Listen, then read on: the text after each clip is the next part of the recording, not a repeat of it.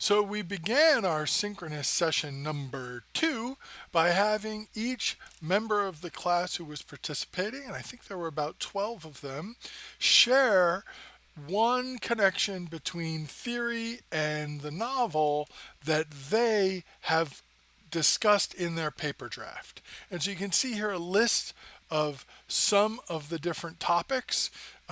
There were several people who were talking about Collins.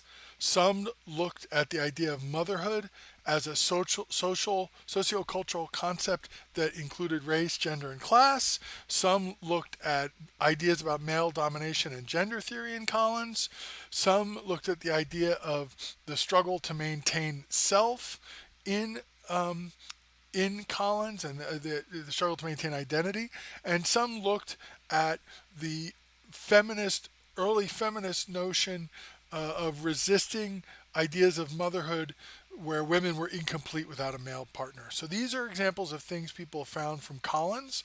From Du Bois, people were interested in this idea of dual identity, being both African and American, the idea of self-consciousness, self-realization, and self-respect, and how racism attacks those, denies those.